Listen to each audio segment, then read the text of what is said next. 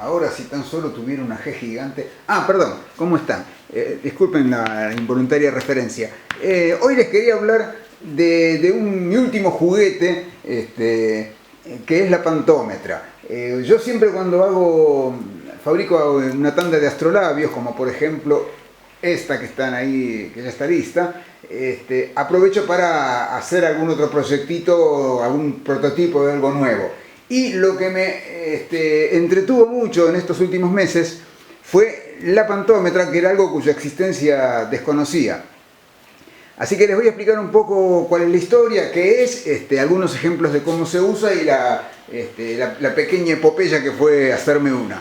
¿Qué es? Bueno, es un instrumento de cálculo un poco parecido a esto. Esto, fíjense lo que es esto, la tengo con su packaging original.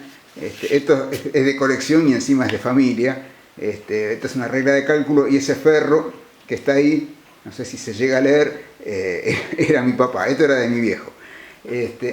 Y esto lo recordarán aquellos más añosos, los que estuvieron, los que estudiaron, qué sé yo, hasta la década del 60 más o menos, que esto era el instrumento que se utilizaba para sacar cuentas, fue fácilmente hasta la llegada de la calculadora electrónica. En la década del 70 ahí despegó la calculadora electrónica y todo esto quedó en el olvido.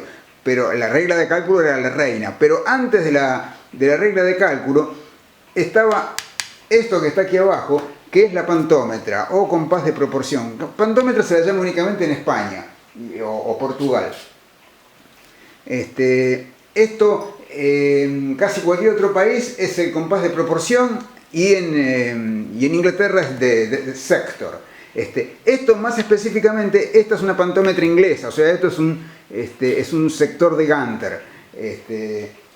No sé si se alcanza a apreciar, esperen que le voy a dar un poco de zoom. Dice Elias Allen Fakit 1648.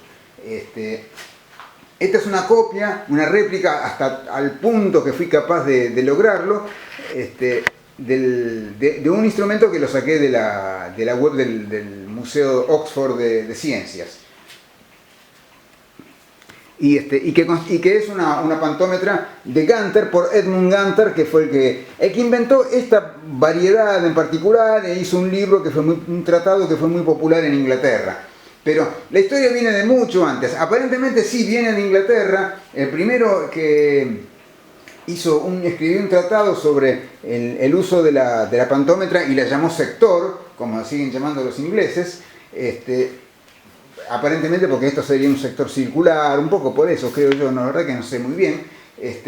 Fue un tal Thomas Hood a finales del siglo XVI. Que ahí es a donde se remonta la pantómetra, a finales del siglo XVI. Después la reinventaron en varios lugares de Europa diferentes matemáticos y explotó cuando llegó a oídos, cuando la idea de cómo funcionaba llegó a oídos de Galileo, que le encantó la idea, inventó su propia versión, que algún día me la voy a hacer, lo llamó el compaso de proporciones geométrico-militares, si mal no recuerdo.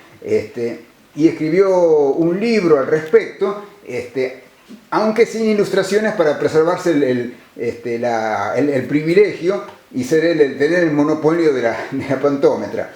Pero bueno, no le funcionó, eso no le funcionó, pero igualmente llegó a fabricar, qué sé yo, como más de 60 pantómetras. No él, las hacía un artesano, porque él obviamente era un noble florentino, no iba a andar fabricando cosas con la mano. Las hacía un artesano, pero trabajando en su casa y casi con instrucciones secretas. De ahí fue donde explotó la popularidad y esto se convirtió en un instrumento de cálculo, y como van a ver después, es más que nada una ayuda geométrica, no es tanto para calcular con números, esa no es su mayor fortaleza. Su mayor fortaleza es en el trabajo geométrico, explotó en popularidad durante todo el siglo XVII, XVIII y buena parte del XIX. Hasta 1850 se seguían fabricando, esto formaba parte de todos los juegos de herramientas de dibujo. Cuando vos te comprabas un estuche de herramientas de dibujo, traía la regla, la escuadra, varios compases, entre ellos uno, que es el compás de punta seca. Esto es una, ¿cómo se llama? Esto lo compré en una tienda de navegación. Todavía se siguen fabricando, pero es casi una reliquia. Antes eran muy comunes. Antes estaban en todos los estuches de herramientas de dibujo, había uno de estos compases de punta seca porque era el compás que se usaba para sacar cuentas con la pantómetra. Este era el compañero de la pantómetra. Y aparte, bueno, como les decía, regla, escuadra, transportador, cartabón, todo eso, venía siempre una pantómetra. Así que esto formaba parte, era un instrumento de dibujo más, prácticamente. Y se llama pantómetra porque, como van a ver, permite medir cualquier cosa. Esa era una de sus múltiples utilizaciones, que es medir. Medir distancias, medir ángulos, hacer un montón de mediciones y de cálculos en base a esas mediciones. Entonces, esto ya en el siglo XVII, Edmund Ganter hizo su propia versión de la pantómetra, que tuvo, la verdad realmente es muy avanzada, es muy moderna. Voy a tratar de darle un poco de zoom para que la vean en más detalle. Ahí. La forma en que están subdivididas las escalas es muy moderna, se parece mucho a la forma en que están divididas las escalas de la regla de cálculo. Así que yo no tengo acá una pantómetra europea para que la comparen, pero notarían que la pantómetra europea, digamos, típicamente va a tener más decoraciones. Acá va a estar llena de firuletes en este espacio en blanco, acá le van a dar alguna formita graciosa. O sea, en general, en Europa le daban más, en el continente europeo le daban más adorno y no le prestaban tanto atención a la forma de subdividirlo, era simplemente tiraban líneas con puntitos marcados. Esas eran las escalas de las pantómetras europeas. Y mientras que en Inglaterra las escalas estaban divididas muy finamente, estaban trazadas con mucho cuidado. De hecho, Elias Allen era un gran artesano. Y esto se construía de latón y se hacía de madera. Eran básicamente los dos materiales. La pantómetra de latón es más fina que la mía, ¿sí? La mía está hecha de madera cubierta de Metalex, de este material bicapa lacerable con que yo hago los astrolabios. Así que no puedo hacerla tan fina, por lo menos todavía no. Tendría que trabajar con tornillos muy pequeñitos y ver si puedo. Pero sería esto de latón pesaría 1 kilo y sería inmanejable. Era más o menos 1/3 del espesor de y pesaba como 250 gramos más o menos. Esto mide 7 pulgadas de largo. Entonces, la pantómetra de Ganter tenía las escalas mucho mejor trazadas, tenía un montón de escalas útiles, tiene cualquier cantidad que ahora se las voy a detallar y van a ver que no pueden creer la cantidad que tiene. Por ejemplo, como característica, no tenía línea de cuerdas, tenía línea de senos, con lo cual esto le da como un toque más moderno, aunque realmente desde el punto de vista práctico habrían sido mejor las cuerdas. De todos modos es fácil pasar de cuerdas a seno y viceversa. Vemos entonces las diferentes partes en que está compuesta esta pantómetra. La primera, vamos a dar la vuelta, es la línea de líneas. Son 2 líneas que van desde el 0 que estaría aquí en la bisagra hasta aquí. Son estas 2 líneas, esta y esta, que están divididas del 0 al 10. Y es una simple escala lineal, es simplemente que esta distancia está dividida en 10, en realidad están divididas en 100 partes iguales y cada parte está dividida también en mitades. Esto para darle toda la precisión posible. Y con esto van a ver la enorme cantidad de problemas que se resolvían. Con esto se resolvían multiplicaciones, divisiones, regla de 3 directa, regla de 3 inversa. Todos los problemas de proporcionalidad se resolvían con esto. En un momento después les voy a mostrar cómo se usaba, para darle algunos ejemplitos. Pero básicamente lo que se hacía es, si yo quiero que, por ejemplo, bajar algo de tamaño, ¿sí? Hacer que algo que mide este tamaño mida este otro tamaño, que tengo aquí marcado acá, entonces coloco esto aquí y esto acá, ahí. Entonces, ahí ya me queda la proporcionalidad puesta. Cualquier otro tamaño, más grande o más chico, lo pongo desde acá hasta acá y leo de este lado con este número y un número igual del otro. el tamaño proporcional correcto. O sea, de esta manera se resolvían problemas con la pantómetra. Esta es la base más elemental del uso. Entonces acá tenía una línea dividida en 10 partes que en realidad serían más bien como 100 o más bien 200. ¿Qué más? La siguiente línea de importancia es la línea de superficies que está del otro lado y que son estas dos líneas diagonales. Esta que está acá abajo y esta que está acá abajo. También tienen exactamente la misma longitud que la línea de líneas. Y también están divididas del 1 al 10, pero del 0 al 10, pero están divididas de manera, ¿cómo se llama? Logarítmica, ¿sí? De manera cuadrática, de modo que con estas líneas, con estas graduaciones, se representan proporciones entre superficies. Yo tengo el lado, un determinado rectángulo que tiene una superficie de 15 centímetros cuadrados y quiero que lo tenga de 50, entonces con esa proporcionalidad, si a este lado corresponden 15, a qué lado corresponden 50, de la misma manera que se usan las escalas lineales, si lo hacemos con las líneas de superficies o de cuadrados, lo vamos a resolver con superficies. O sea, me va a dar el tamaño que tiene que tener el nuevo rectángulo para que la superficie sea el doble, triple, lo que corresponda con respecto al primero. La siguiente línea son las líneas de volúmenes que están del otro lado de vuelta y que son están en las mismas posiciones, tienen el mismo largo que todas las anteriores, también están divididas del 0 al 10, aunque en realidad en este caso ya sería hasta el 1000 lo que correspondería.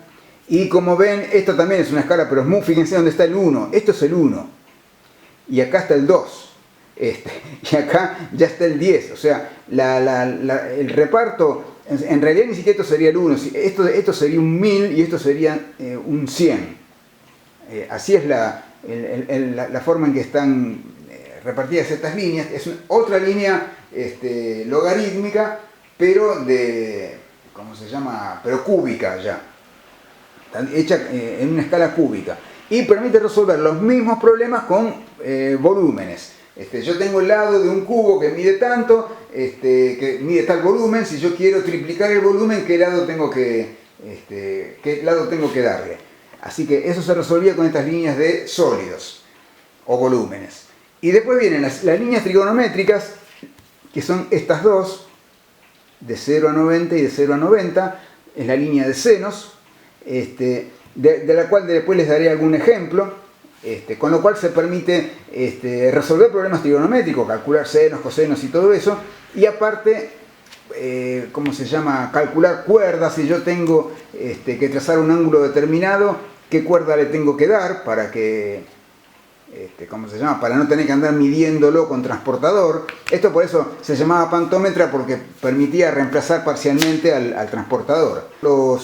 Las pantómetras europeas tenían línea de cuerdas en vez de seno, y acá en lugar de terminar en el 90 terminaban en el 60, porque como se imaginarán, la cuerda de 60 grados es igual al radio, ¿sí? Si yo tengo un triángulo equilátero donde este lado es igual a ver si entro en cámara, no, me tengo que retroceder, ahí. Es igual a este otro, perdón. Esto es complicado de hacer. Ahí.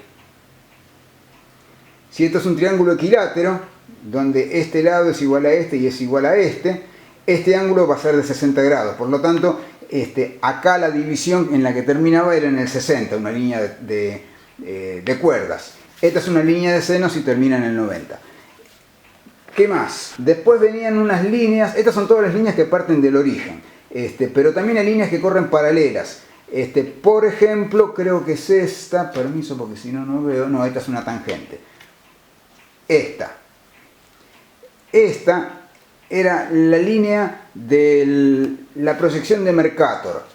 Recordarán de haber visto en la escuela, incluso de haber visto en tontos videos de conspiraciones que dicen que la proyección de Mercator la hicieron para agrandar los países europeos y achicar a África. Bueno, esas son idioteces pero supinas, pero La proyección de Mercator tiene esa escala tan rara porque lo que hace es preservar las líneas de rumbos. Si yo tengo un mapa trazado en una proyección de Mercator, le digo quiero ir de acá hasta acá, mido con el transportador, mido con el rumbo con respecto al norte que hay entre la línea trazada entre los dos puntos, y ese es el rumbo que tengo que seguir en una distancia chica, ¿sí? Ese es el rumbo que tendría que seguir. Por eso existe la escala de Mercator y por eso tiene esa distorsión tan extraña, que te alarga las cosas, porque es para preservar los rumbos. De hecho, me costó bastante trabajo trazar esta línea porque encontré en varias páginas web mal explicada la proyección de Mercator, como si fuera una simple proyección cilíndrica, que no lo es, y la fórmula es bastante complicadita.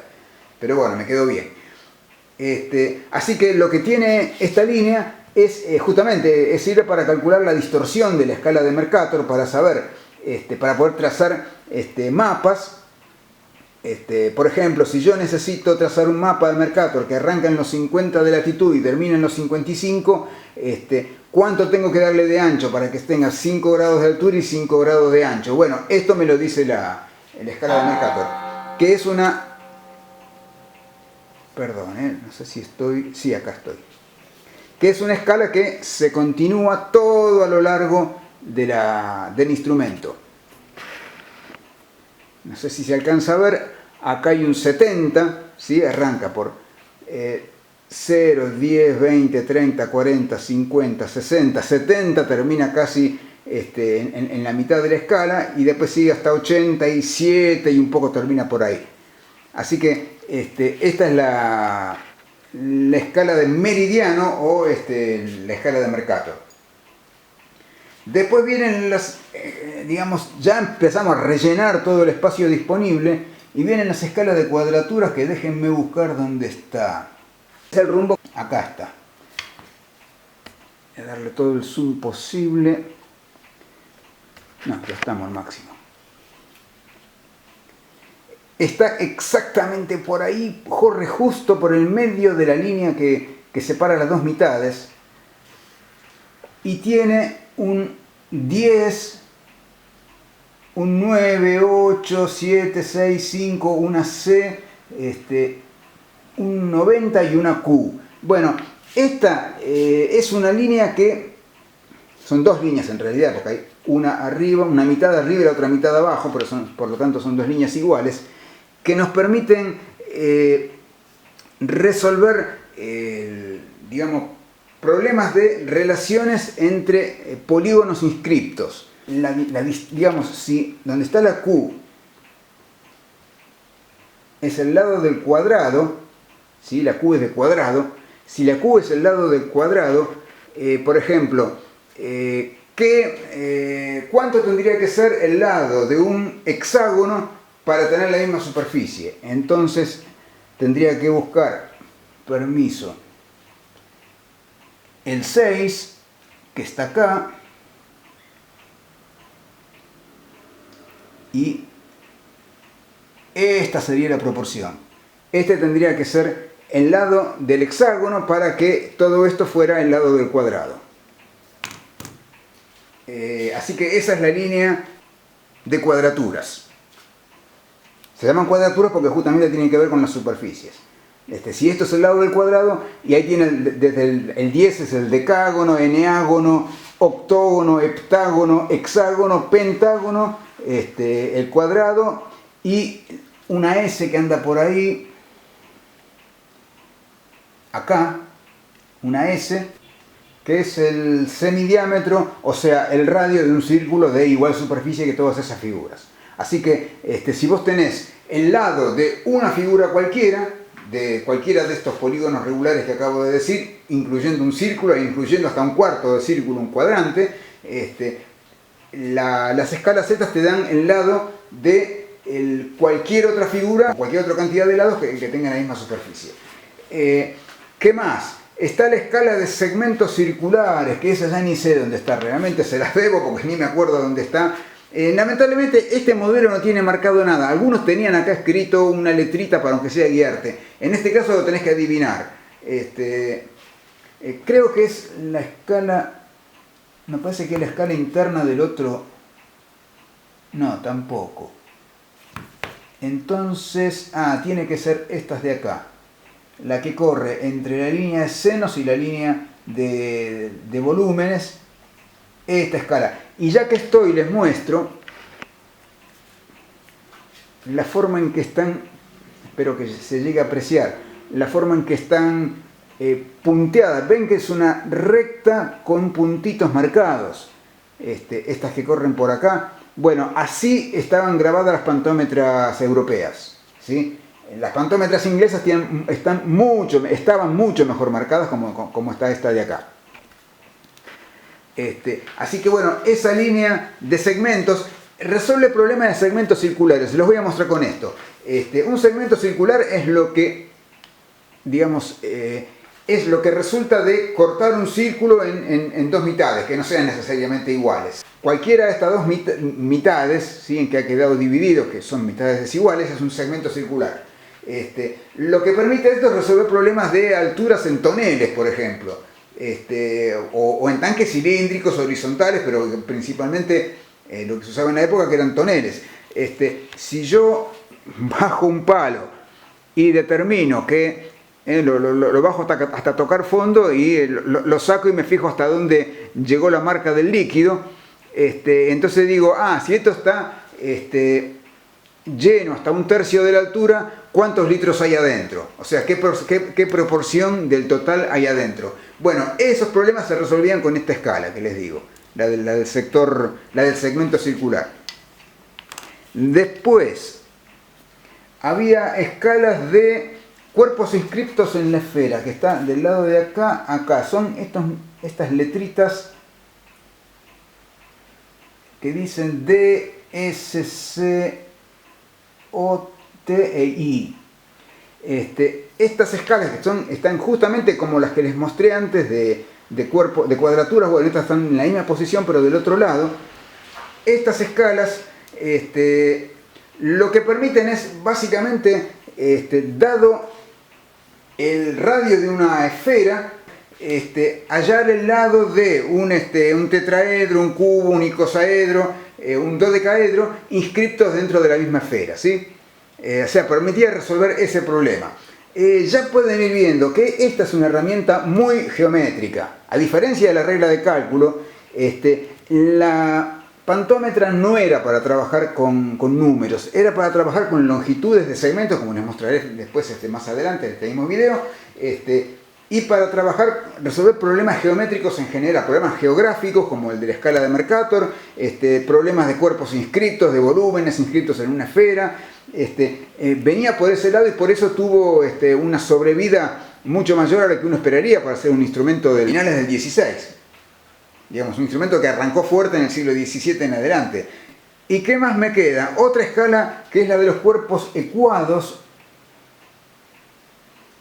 que esa está acá entre la línea de líneas y la línea de volúmenes, que también tiene D, I, C, S, O, T, que también quiere decir dodecaedro, icosaedro, cubo, tetraedro y todo eso, y que lo que permite es resolver, o sea, dado un cubo de determinado volumen, dame la arista del dodecaedro que tiene el mismo volumen. Esa es la clase de problema.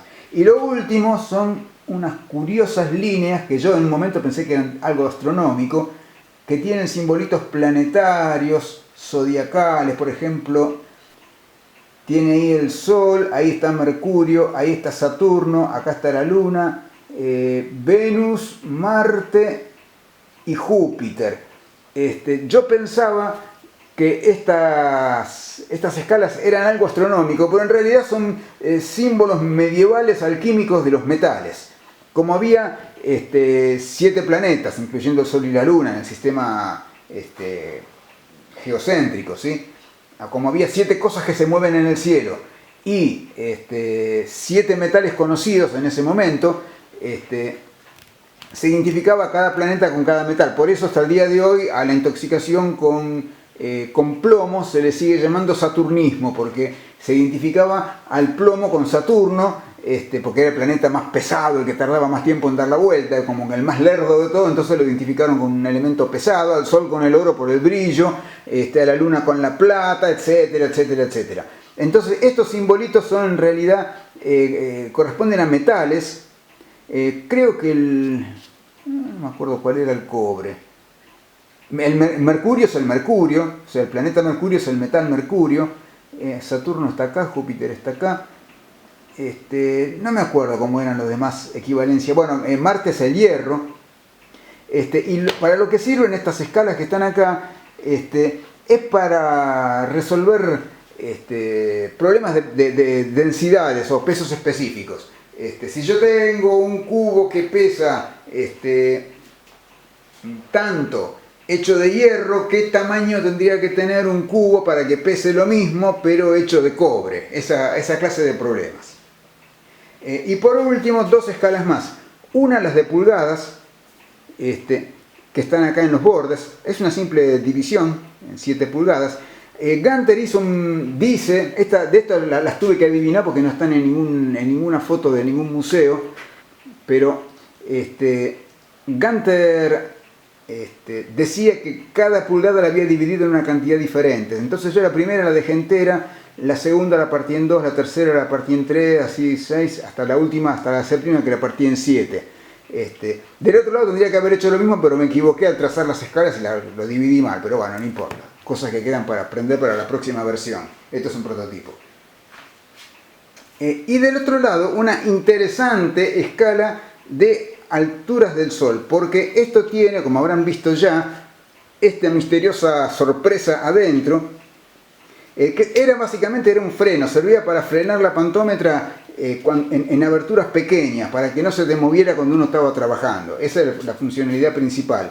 Pero también servía hasta cierto punto de escuadrita, y puesta de esta manera, servía para poner esto verticalmente con plomada, después les voy a tratar de mostrarlo bien, y que esto marque la altura del Sol, o sea, donde cae la sombra de la pantómetra, leo la altura del Sol acá en esta escala. Les voy a mostrar cómo se usaba para tomar las alturas por medio de la altura del Sol por medio de la pantómetra. Se colocaba una plomada, que tengo aquí, en este borde, en realidad se colocaba en este agujerito que está acá en la regla, en esta reglita, que no me di cuenta de para qué era y lo hice un poquito más a la izquierda de donde debería, eso porque no me di cuenta y lo copié como lo veía de las fotos del museo. Y se hace pasar la mitad del hilo exactamente por el centro, ¿sí? Por la mitad de la pantómetra, eso para tenerla bien vertical. Entonces, una vez que tenemos un instrumento bien vertical, lo orientamos al Sol y aquí va a caer la sombra de la sombra de este borde del gnomon, va a caer sobre la escala y nos va a permitir leer la altura del Sol. Y este era el uso astronómico que se le podía dar a este instrumento, que era medir las alturas del Sol y con eso, bueno, eventualmente con bastante trigonometría sacar la hora. Y con esto hemos terminado de describir todas las escalas de la pantómetra de Ganter fabricada por Elias Allen.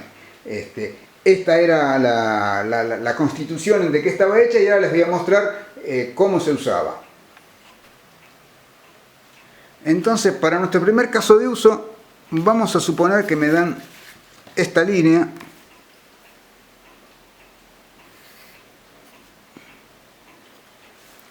y que la tengo que disminuir, a ver, ahí que se note bien, esta línea que he trazado acá, y que la tengo que disminuir en una proporción de 5:3. Entonces lo que hago es tomar el largo de la línea,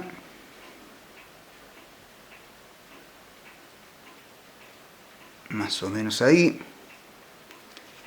usar las escalas lineales de la pantómetra, que son estas de acá, y poner ese largo en el punto 5, permiso porque si no, no veo, ahí, en el punto 5 de la primera escala, y en el punto 5 de la segunda.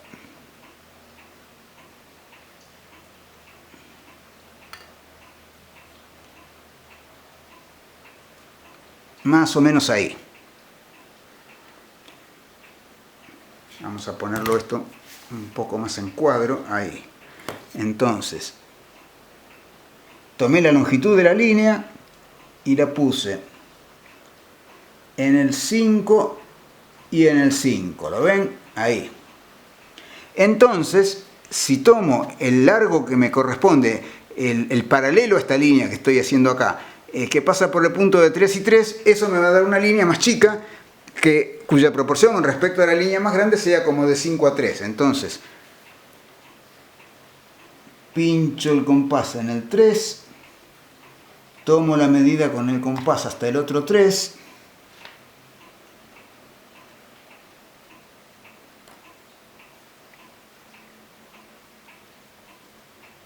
no se dan una idea de lo incómodo que es hacer esto. Ahí.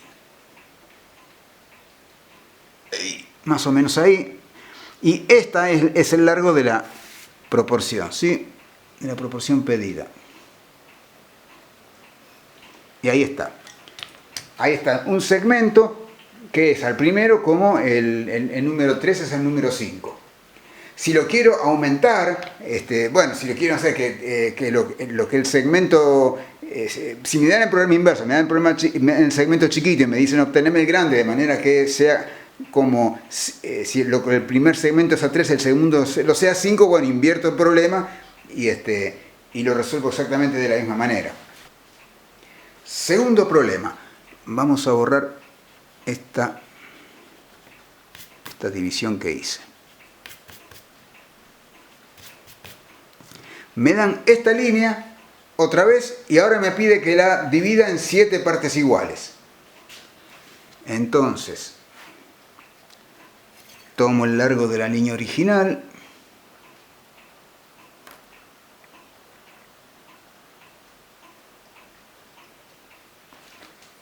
y lo pongo en el 7.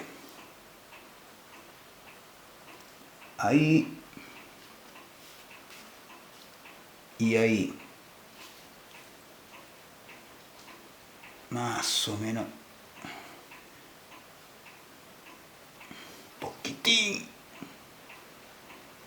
Esto les da una idea de la exigencia mecánica que tiene esto. Esto tiene que estar hecho con mucha precisión, el movimiento tiene que ser muy suave, no tiene que retroceder cuando uno lo suelta, más o menos ahí. No sé si me va a dar, pero es difícil hacer esto. Entonces, lo he puesto en el 7 y 7, y ahora de estas 7 partes tomo una, o sea, tomo entre el 1, que está acá, y el 1.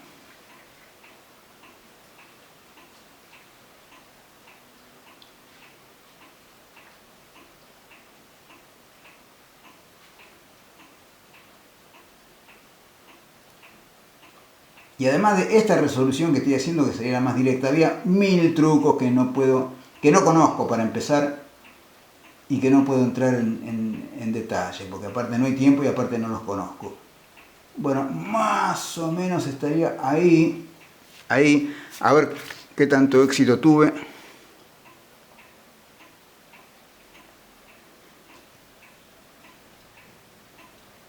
Una parte, 2 partes, 3, 4, 5, 6, y ahí, este es mi error, Este fue un pequeñísimo error, pero bueno, para haberlo hecho casi sin mirar, está bastante bien. Así que con esto he dividido una línea en 7 partes iguales. Ahora, ponele que me piden algo más difícil. Me dice, quiero esta misma línea, pero la quiero dividir en 17 partes iguales. Ahí te veo. Porque obviamente, borremos la subdivisión que hice yo.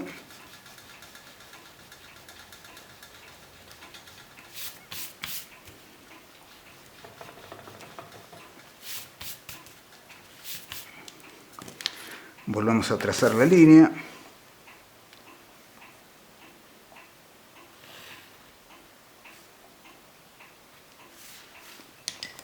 Porque ahora ya no puedo poner el largo en el 17, porque el 17 está acá y no me va a dar el ancho como para meter todo este pedazo de línea ahí. Y menos aún voy a poder tomar una parte que sería, qué sé yo, un 0,1 de esta escala. O sea, así en forma directa no se puede resolver. Lo que se puede hacer, lo que enseña Ganter, es el siguiente truco. Dice, voy a dividirla en dos partes que sean como 10 es a 17, ¿sí? O sea, voy a trazar una primera división que la divida en partes como lo que serían las primeras 10 divisiones, ¿sí? Como si fuera de 10 a 17. Entonces, tomo el largo de la línea.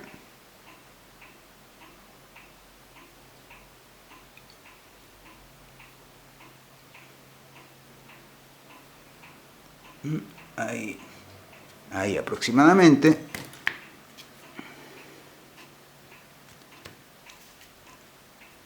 Sigo sin poner este segmento acá en el 17 porque no me da el ancho. Pero vamos a usar un poquito de matemática. 10 es a 17 como 20 es a 34 o como 40 es a 68. ¿Sí? Creo que lo hice bien. 40 es a 68. Entonces esto lo pongo en el 68. Fíjense que la misma división que antes era 6, ahora es 60. 65, 66, 67, 68. Pincho en el 68. Puede ponerlo en el 10. Estoy bastante bien. Y ahora de esto tomo 40. 40 y 40. Ahí. ¿Sí? Este largo. Entre el 4 y el 4. Y ahora que tengo acá un segmento que es el segmento original como 68 es a 40 o 17 es a 10. Entonces ya lo dividí en una escala de la que yo sé que acá va a estar el 10.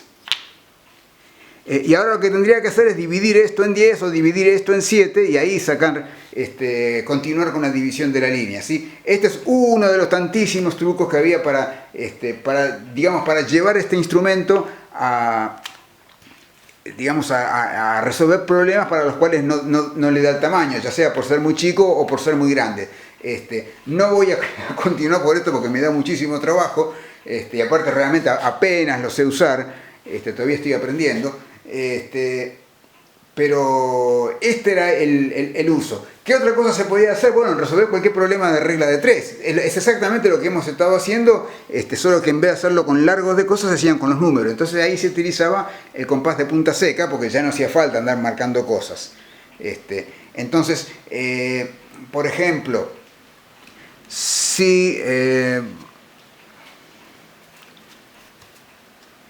si algo puesto a 30 días me da $50, ¿cuánto me va a dar a 45 días? Bueno,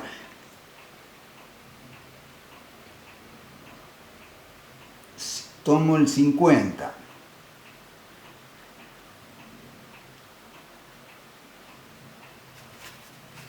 Lo pongo en el 30.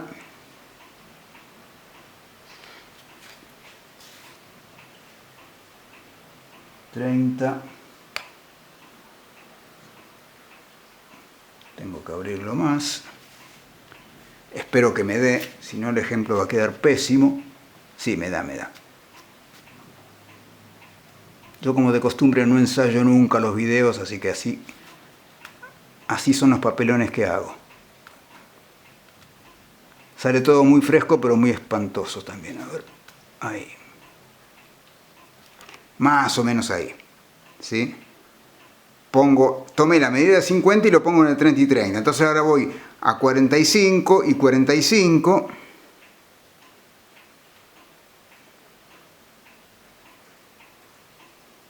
Más o menos ahí. Y esta medida es la solución que me piden. Coloco ahí, en el 0. Y la respuesta es 75, creo yo. Entonces, si a 30 días me dan $50, a 45 me dan 76. Después tendría que sacar la cuenta de verdad. Esto es sin red, en el aire, lo estoy haciendo.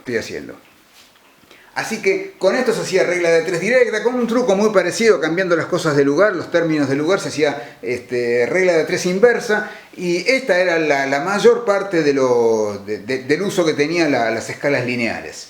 Y ese es el secreto, esto es el alma de la pantómetra.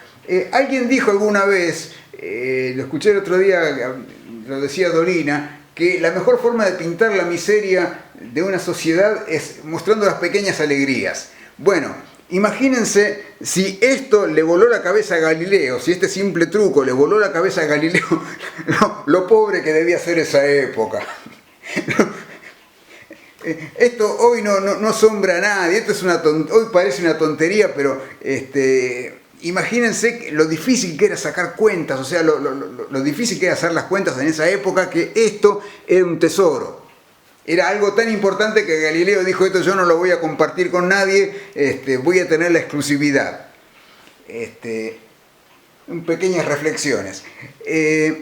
Bueno, ¿qué más podemos hacer? ¿Algún ejemplito con la línea de los senos, por ejemplo? Entonces, para la siguiente demostración vamos a hacer algo con trigonometría, que son las escalas con la escala de senos que está acá, que en las pantómetras europeas esto eran cuerdas. Así que justamente vamos a resolver un problemita de cuerdas. Pongámosle que esto es el radio de un círculo, tracémoslo.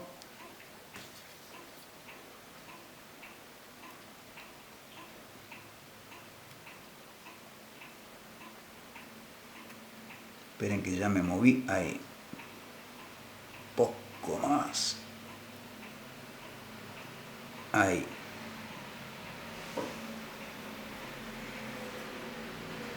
Y me piden trazar sobre este círculo un ángulo de, pongamos, 34 grados. ¿Cómo lo hago? Bueno, lo que necesito es, dado este radio, hallar la cuerda para que el ángulo subtendido por esa cuerda sea de 34 grados. Entonces, para esto se usa la pantómetra. Tomamos en la escala de senos, ponemos el radio del círculo exactamente en la mitad de la escala de senos, o sea, en el 30, porque recuerdan que seno de 30 es 0,5. Acá lo que estoy usando es aplicar la propiedad de que el seno es la mitad de la cuerda del doble del ángulo, ¿sí? Así que acá estoy dividiendo por 2 al poner el radio en la mitad de la escala, ahí. Y lo que voy a hacer ahora es también dividir por 2 el ángulo. En lugar de 34 grados voy a poner 17. Entonces pincho 20, 19, 18, 17 y pincho la otra parte del compás en el otro 17. Espero que esté saliendo, esto sí está saliendo. Casi lo voy al 18. Ahí.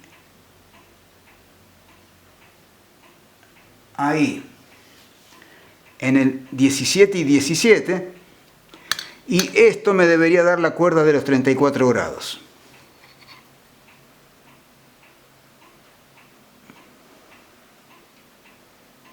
Oh, ya. Encima este compás tiene la punta torcida. Ahí. Entonces, si ahora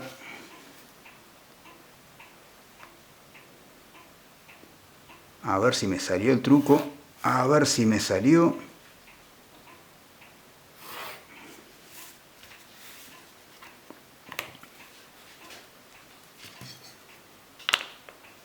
Vamos a poner el transportador.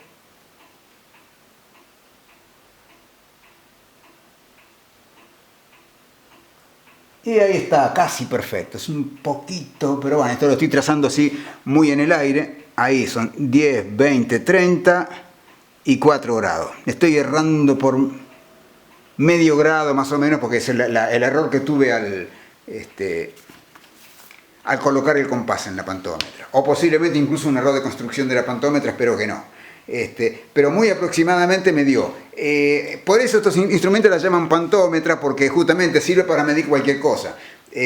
Si yo, por ejemplo, tomo un ángulo que quiero medir, así usando los lados de la pantómetra, por ejemplo, así enfilándolo directamente para ver el sol o lo que sea, o poniéndolo como si fuese, hay una escuadrita para tomar el ángulo ahí, por ejemplo. Si yo quiero tomar el ángulo ahí, acabo de tomar el ángulo y quiero saber qué ángulo es. Bueno, recordando que las escalas de senos están a 1 grado de los bordes, y por lo tanto que lo que me va a dar es el ángulo más 2 grados, entonces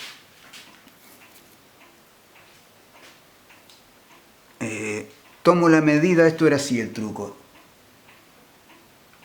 tomo la medida del semirradio entre el 0 y el 30 de la escala de senos, y si lo apoyo en el 30, me fijo dónde toca acá en la escala y cuento los grados desde afuera hacia adentro.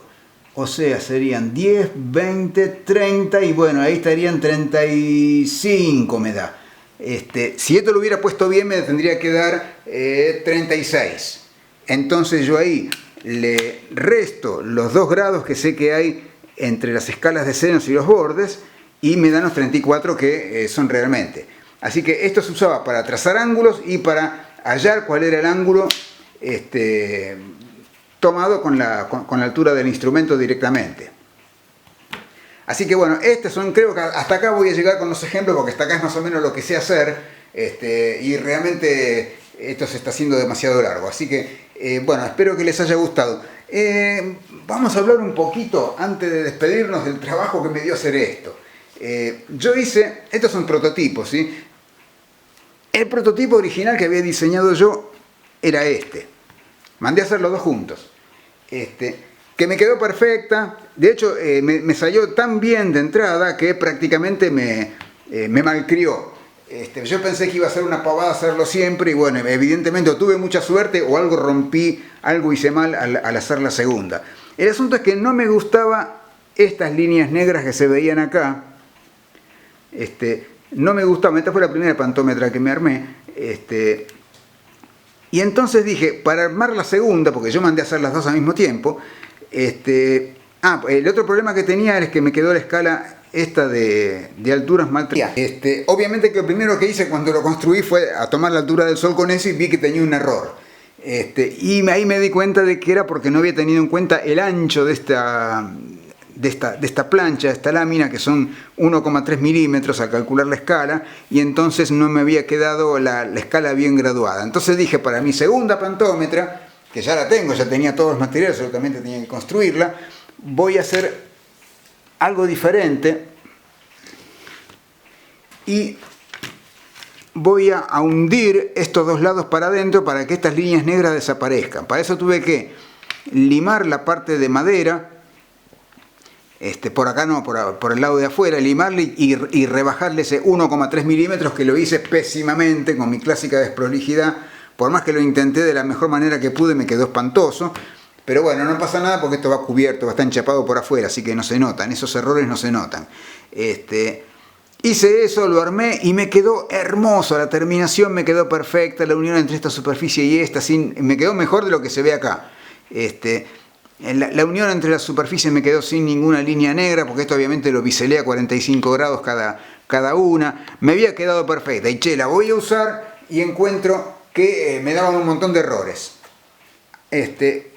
Entonces me di cuenta de que tenía algo mal. Hice la prueba de fuego, que es tomar este largo, que corresponde a 10, poner esto a 90 grados y ver dónde me caía, y me caía mal, me caía más corto, me quedaba antes del 10, me quedaba de cualquier manera. Así que tuve que desarmar este instrumento, arrancar las placas que estaban pegadas, por suerte estaban pegadas hacía menos de un día, así que bueno, no me dio mucho trabajo. y tuve que volver a ponerlas y me quedaban mal y bueno, y me volví loco para armar esto de nuevo. No sé qué pasó, yo creo que todavía no me decido si es por problemas que yo tuve al lijarlo o es que puse el tornillo, que esto internamente tiene un tornillo, estas tapitas se quitan. La idea es poder quitar esta tapita y apretar el tornillo y volver a ponerla de vuelta. Para eso lo hice de esta manera. Esto en el instrumento original de Elias Allen era la marca del remache, era el remache central del instrumento. Yo lo agrandé un poco para que tenga exactamente el tamaño de la cabeza del tornillo y se pueda quitar el tornillo y apretar o cambiar por otro. Así que bueno, lo hice pensando cosas en el futuro que tal vez nunca ocurran. Pero bueno, si en el futuro esto se afloja, digamos, le puedo quitar y apretar. Esa era mi idea. Entonces, bueno, tanto que me costó ajustarlo, tuve que arrancar y volver a poner un montón de veces. Me dio un trabajo tremendo estos últimos días hacer eso. Y finalmente cuando logré colocar las últimas piezas se me chorreó el pegamento y quedó como lo ven acá. Por ahí si no sé si no les da la resolución, ojalá que no vean las horribles manchas de pegamento. Pero bueno, son cosas que pasan. El próximo que haga lo voy a hacer bien de entrada. Obviamente me voy a modificar los planos para que la madera sea 1,3 milímetros más angosta. Y listo. Así que estas son mis dos pantómetras. Y espero que les haya gustado. Les quería avisar una cosa antes de despedirme. Bueno, terminar la historia, que al final creo que la dejé a medio hacer. Esto se siguió usando hasta, como les digo, más o menos 1850 y ahí lo empezó a desplazar recién ahí la regla de cálculo que la había inventado William Ockred en el siglo XVII. O sea, hacía mucho que existía la regla de cálculo circular, era la de Ockred. Así que no sé por qué tardó tanto en aventajar la regla de cálculo, siendo que para hacer cuentas con números puros, sin hacer mediciones como se podía hacer con la pantómetra, solamente números, es increíblemente más versátil. Permite resolver un montón de problemas sin andar haciendo los trucos que hay que hacer con la pantómetra. Pero me extraña que haya tardado tanto en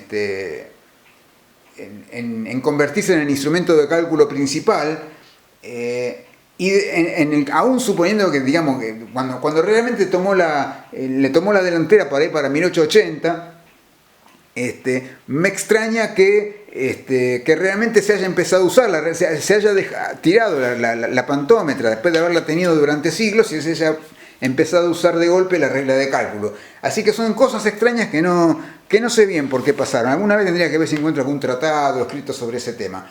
Entonces, antes de despedirme, les quería avisar que, por si ven que yo dejé de publicar videos en mi cuenta, es porque estoy publicando una serie nueva de videos en el canal del CAIFA, el Club de Astronomía e Ingeniero Félix Aguilar, que es una nueva serie que se llama Astronomía desde cero, que vamos ya por la tercera entrega. Así que si les gustan mis videos de cosas astronómicas en general, o bueno, matemáticas como esta, que es mi amor no correspondido, yo amo la matemática, pero la matemática no me quiere a mí, síganme en en el canal del CAIFA, que ahí voy a seguir publicando cosas. Y después cada tanto voy a publicar sobre mis proyectitos en mi canal particular. Bueno, eso es todo, espero que les haya gustado y pantómetras noches.